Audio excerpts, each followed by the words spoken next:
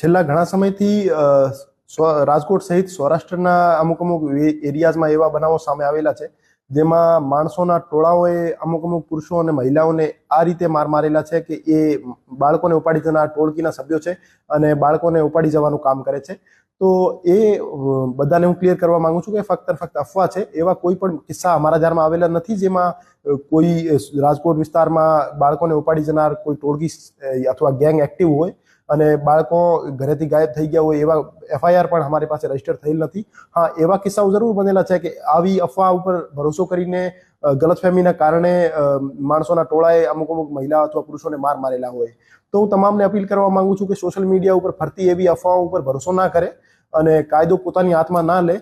આપને કોઈ પણ ગેરકાયદેસર પ્રવૃત્તિ જણાઈ આવતી હોય આજુબાજુમાં તો આપ તરત જ લોકલ પોલીસ સ્ટેશનનો કોન્ટેક્ટ કરો અથવા 112 ઉપર કોલ કરો.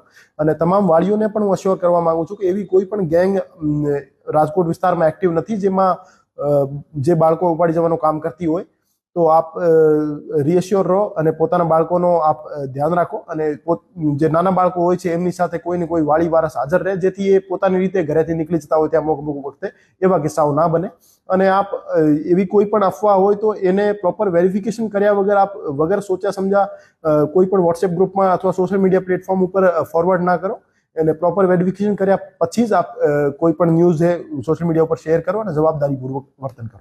સૌથી પહેલા તો સોશિયલ મીડિયા પ્લેટફોર્મ્સ જે છે એક્સ, ઇન્સ્ટાગ્રામ, ફેસબુક એના ઉપર અમારી ટીમો તો વોચ રાખી રહી છે પણ અમુક વોટ્સએપ ગ્રુપ ઉપર અમે વોચ નહીં રાખી શકતા જેમાં સોસાયટીના જે ઇન્ટરનલ ગ્રુપ્સ હોય છે. તો એમાં કોઈ પણ મેસેજ આપ ફોરવર્ડ કરો અથવા સર્ક્યુલેટ કરો તો એ સાચું હોય અને વેરીફાઈડ હોય.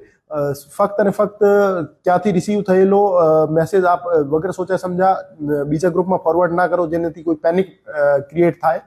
તો એને વાલીઓને પણ હું અપીલ કરવા માંગુ છું કે આપ ખોટી અફવાઓને ફોરવર્ડ ના કરો, અફવા ઉપર ભરોસો પણ ના કરો અને પોતાના બાળકોનો આપ ધ્યાન રાખો પોતાની રીતે. અને નાના બાળકો જે હોય છે એના ઘરેથી નીકળી જવાના અમુક કિસ્સાઓ બનતા હોય છે તો એવા કિસ્સાઓ ના બને એના માટે આપ પરિવારનો કોઈ ને કોઈ સભ્ય એમની સાથે આપ રાખો.